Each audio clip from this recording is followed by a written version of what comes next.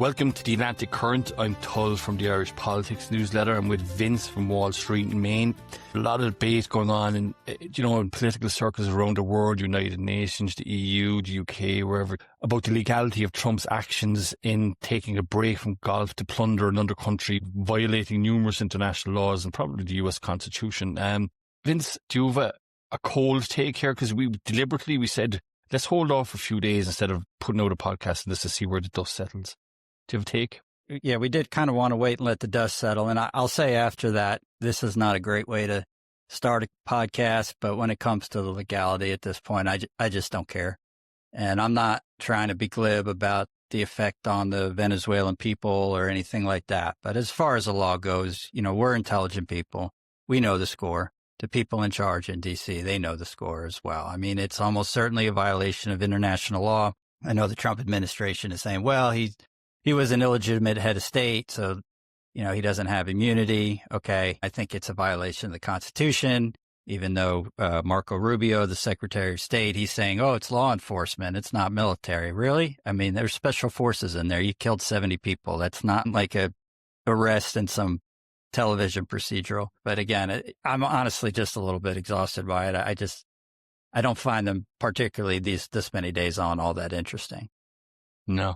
Oh, yeah, you're taking a bit of a nihilistic approach to Donald Trump's gangster capitalism. Your nihilism is all on show for all our listeners to see, This gangster capitalism is disguised as foreign policy, I think, as far as I'm concerned, I mean, Susie Wiles stated in November 2025, just gone, actually, with Vanity Fair, that any boots-on-the-ground military action in Venezuela would require congressional approval. So, yeah, Wiles, who's Trump's chief of staff, we discussed it in her before, she absolutely said that, and that seems like a little bit of hypocrisy. There's a ton of hypocrisy here, right? We're blowing up these boats off the coast of Venezuela that we allege are running cocaine. The administration is saying, that these little boats, which are basically glorified fishing boats, we can't arrest them. We can't have the Coast Guard intercept them.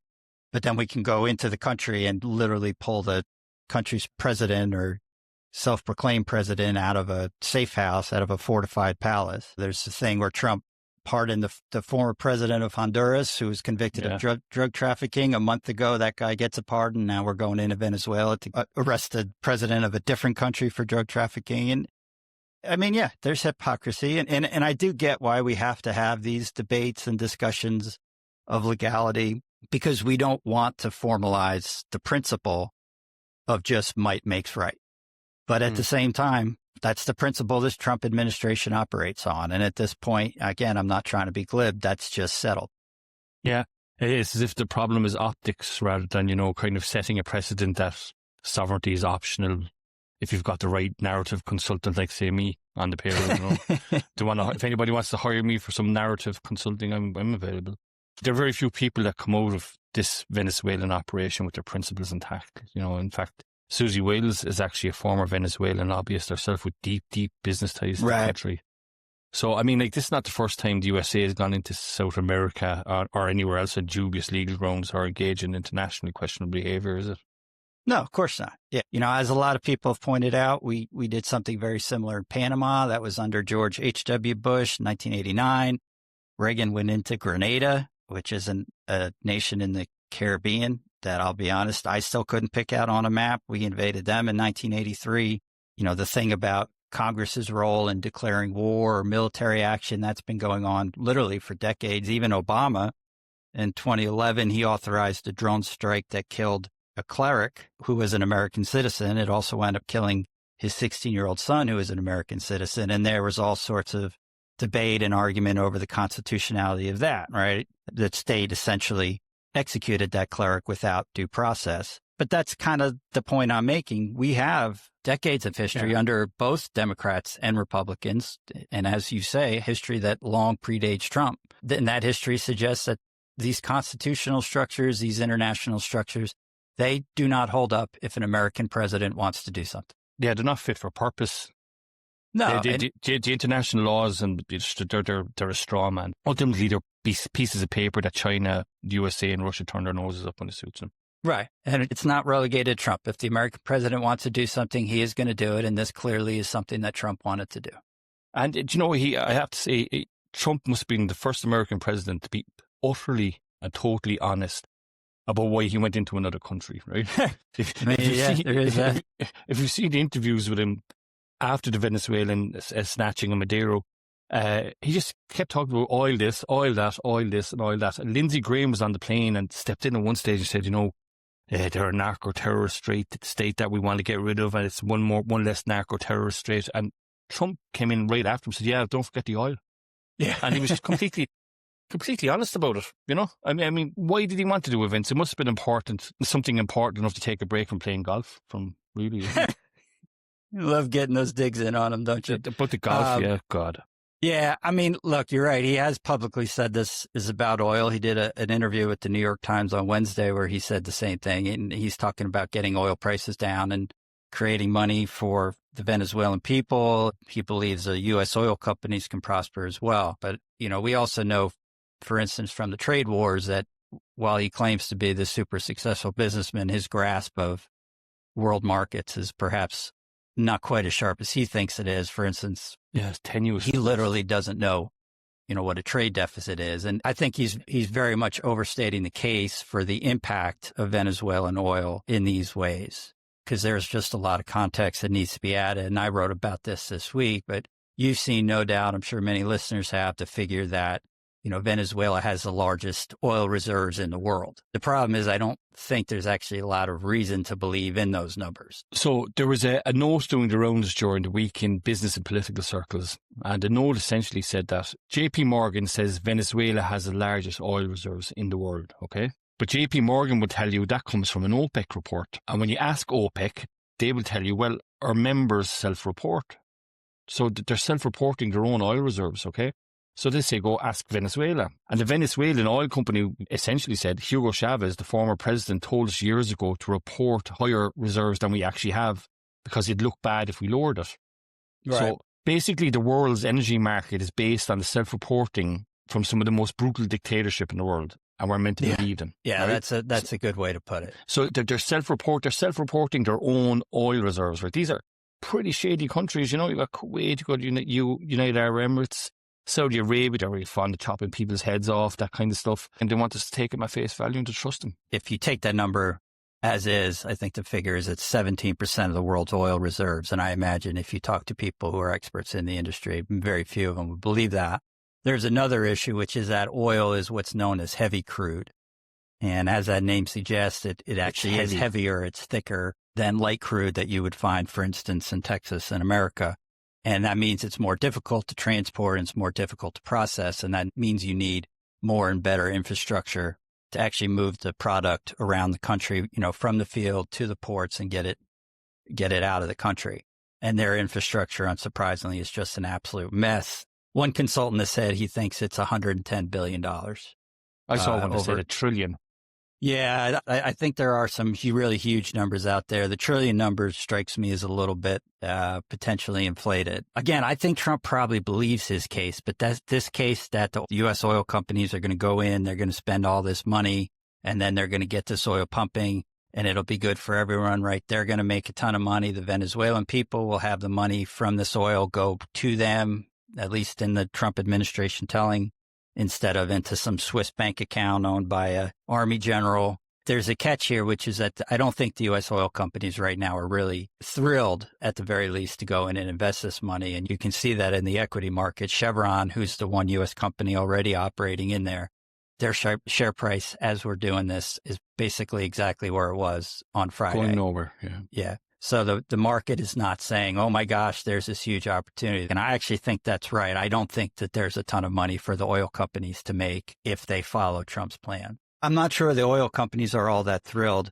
about investing, what's going to be tens of billions of dollars each to rebuild this infrastructure. And I think if you're an executive at one of those oil companies, you're probably pretty miserable. I'm sure some of them had meetings on Monday morning with more than a few expletives drop, right? I mean, you're going to spend the next 3 years getting pressured to make these investments by this administration. The administration is going to be looking for you to invest capital, and you're probably going to get called out on Truth Social if you don't decide to play ball with the gangster in chief instead of the commander in chief. Exactly. Stage, yeah.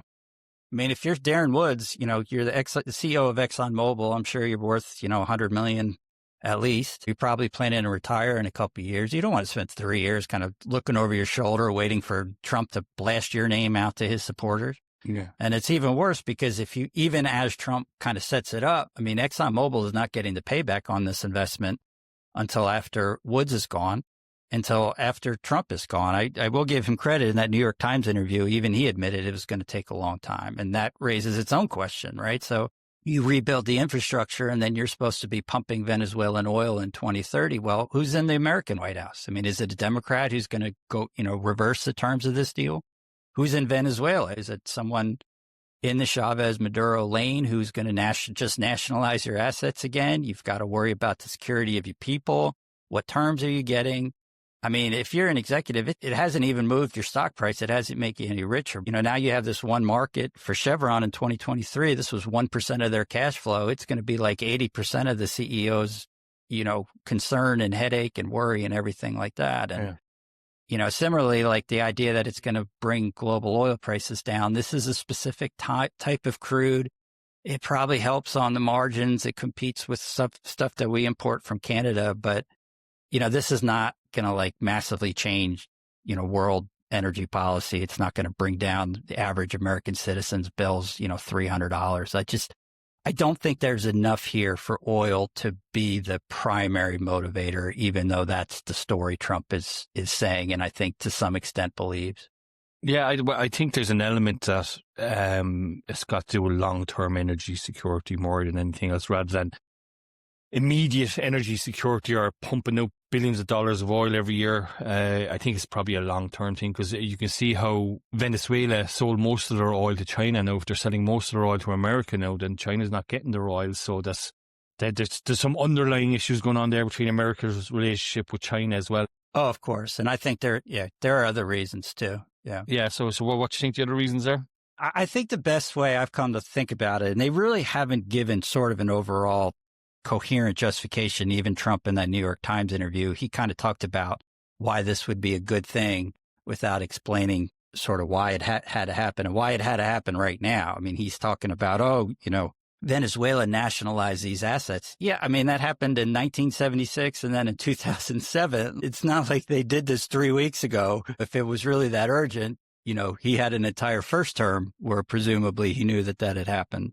And South American companies have a history of nationalizing everything anyway, It's not, of course, right. This is part of their geopolitical shtick. Like, when it comes to doing business, they're, play ball with the government that we're going to nationalize you.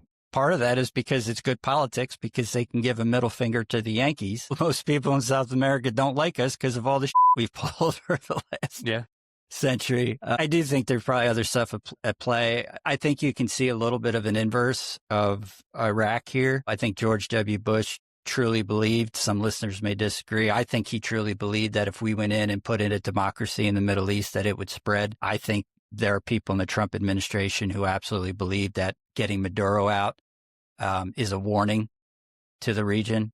It is a warning because they didn't take out his deputy, like they left his regime in place, And so he's already threatened Colombia.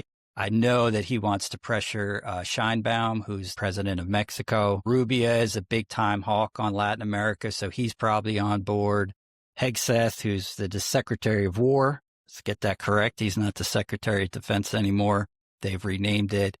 He gets to kind of be in charge of what, let's be honest, it was a pretty spectacular military operation. I mean, they had a mole. They built a replica of the house. They trained for months at this replica safe house in Kentucky. This is something that just made everybody in the administration happy. And once the idea was seriously broached, you can sort of imagine that there's basically nobody left in the administration who's going to stop it. Like, there's big differences here between his first and second term, isn't there? During his first term, people were trying to rein him in, reining his worst impulses, and with various generals resigning, and, there was a huge turnover of staff because, people felt he couldn't be managed properly and stuff like that. So in the second term, it looks like the leash is off. He's doing what he wants. He's saying what he wants, and he's acting how he wants. It really is. I mean, this is an operation where, as I said, I think part of it is the fact that there wasn't anyone there to stop him, where in the first term, it sounds like a conspiracy theory, except for the fact that there are people who wrote memoirs saying, oh, yeah, we spent 3 years trying to stop everything Trump did. And I do think in that sense, one thing Venezuela shows is something that I don't think people actually have talked about enough. Normally, I hate when people on social media or podcasts who go, oh, nobody's talking about this. It's like, really? You just quoted the New York Times on it, you moron. I do think the difference between first term Trump and second term Trump, it hasn't got enough attention. We did that highlights and lowlights episode last month, and we didn't get to it because we kind of ran out of time. But one thing I wanted to call possibly a highlight is the fact that this administration, for its goals, has actually been pretty effective. And I know a lot of listeners, and you and I would disagree with some of those aims we noted, like Doge and Epstein are pretty big black marks. But this administration is just completely and totally different. It's easy to forget when he was first elected, at the beginning of his first term in 2017, he was doing campaign rallies every month. There was one estimate that he spent 90 days the first year at golf courses. He was tweeting all the time. He was watching Fox News all the time. And they literally on the presidential schedule had these 5 and 6 hour blocks of his schedule that were kind of walled off and described as, quote, executive time.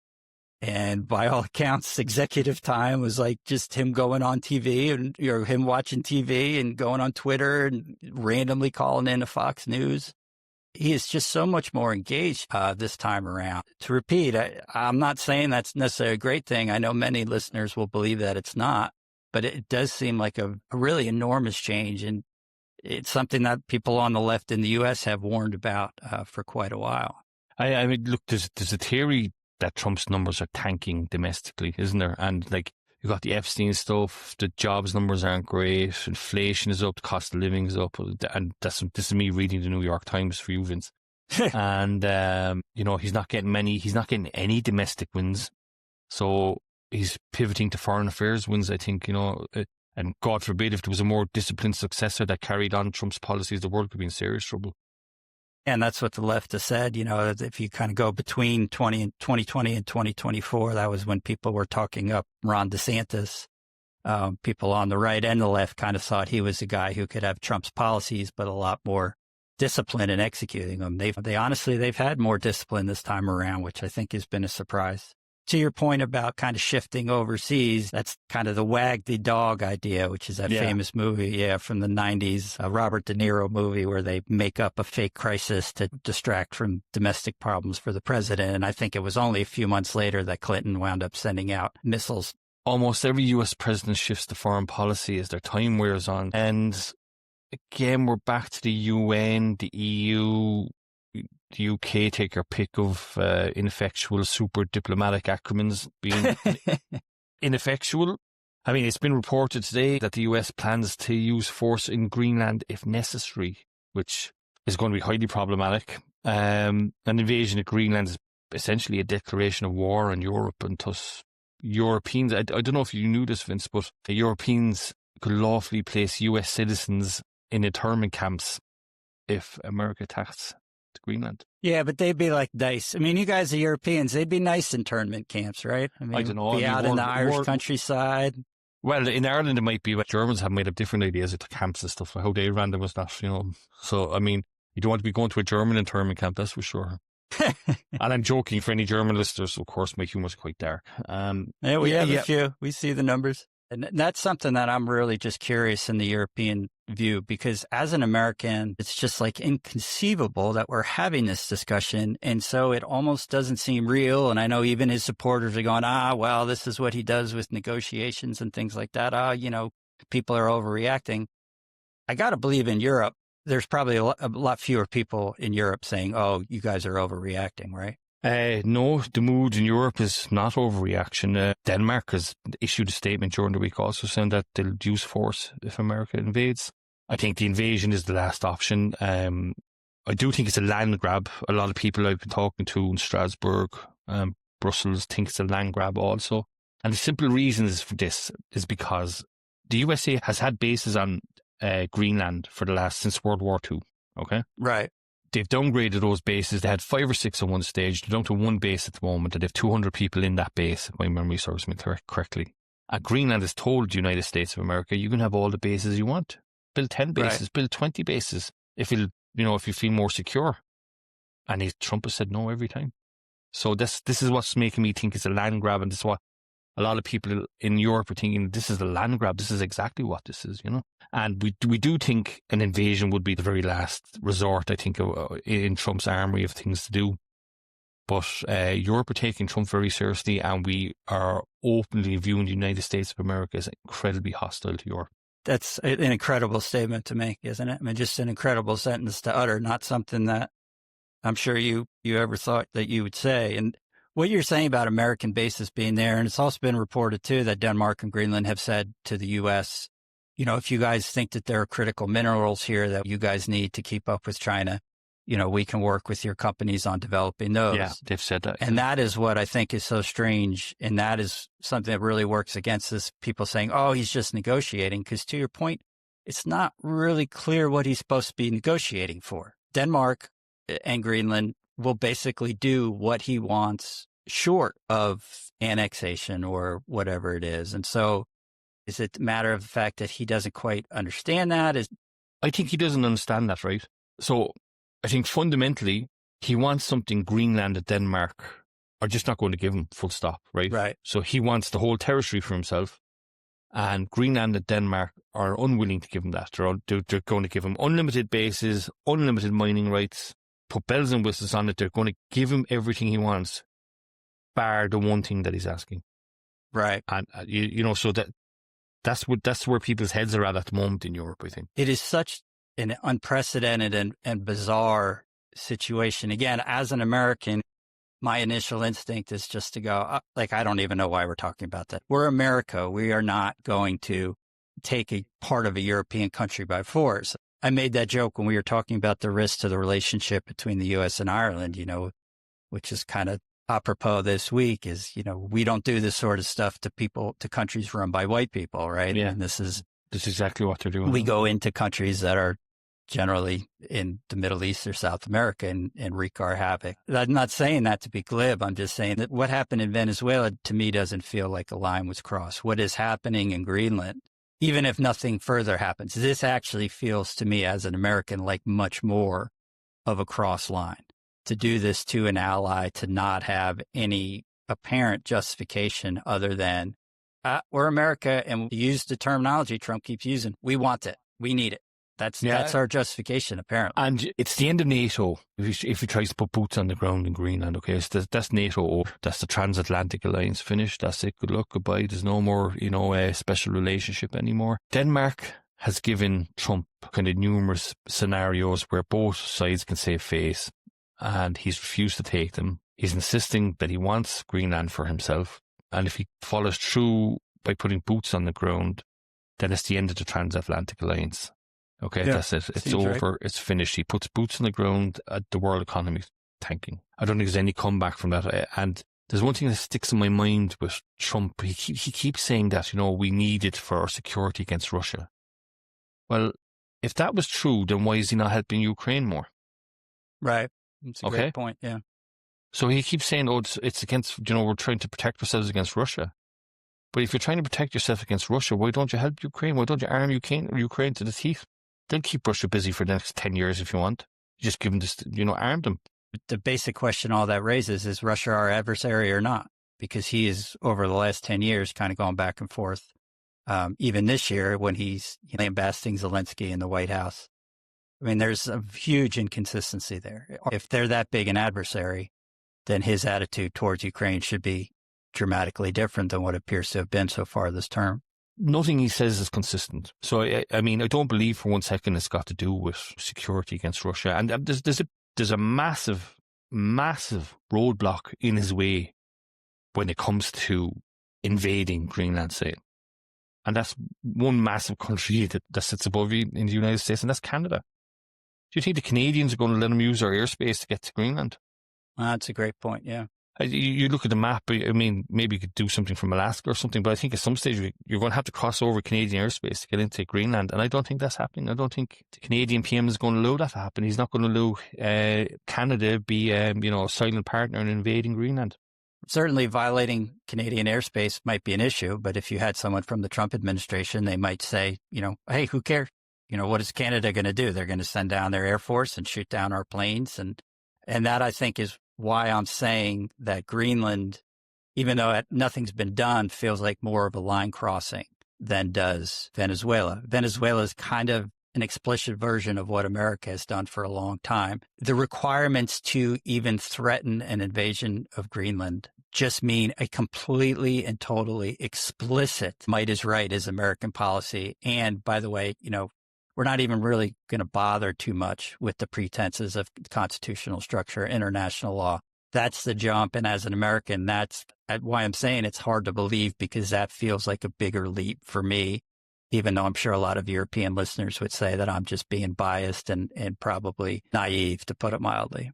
When you say might is right there, we've been here before. You read any amount of historians, there's a lot of flashing red lights here. And we've been here before in terms of, in the run up to World War II. And I'm not saying that for dramatic purposes, but there's a feeling in Europe at the moment, there's a lot of blinking red lights, the same kind, like the whole continent is rearming.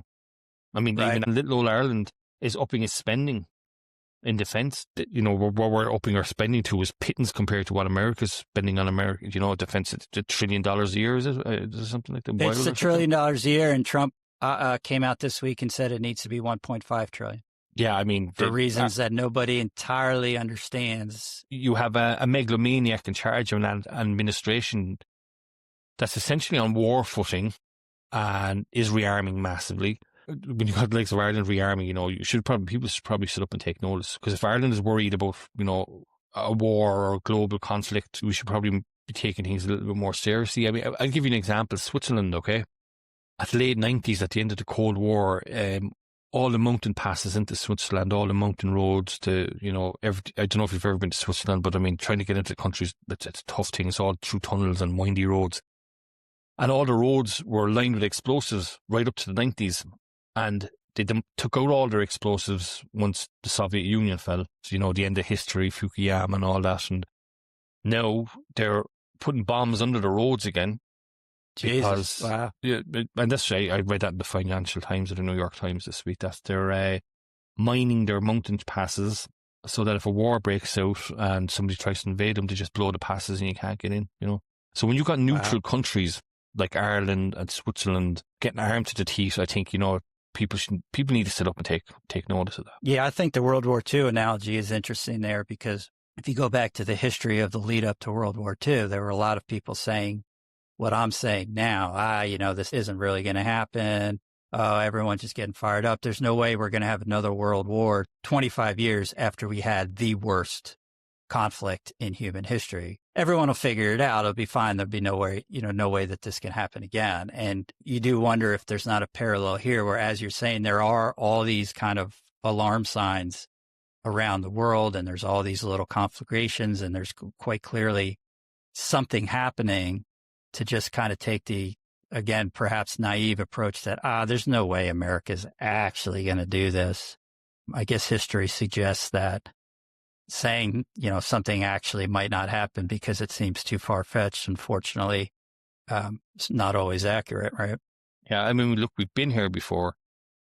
There's a lot of blinking red lights, I mean, you have a lot of very aggressive, nationalistic undertones going on behind the geopolitics, and the United Nations, fortunately now, was like the League of Nations at the time in the 30s, and is ultimately quite useless. I mean, it's a madhouse for diplomats. It's a charnel house for, failed diplomacy. The United Nations has ceased to function properly for what its mission statement originally was, and that was, to stop World War III happening. It's not working anymore. You got your three main Security Council members, China, Russia, and United States, and they're all at loggerheads with each other, and all consistently seeking to undermine each other. And Trump invading Venezuela and looking for their oil and all that kind of crack is undermining China massively now. Where's China going to get its oil from? It has to go get its oil from somewhere else.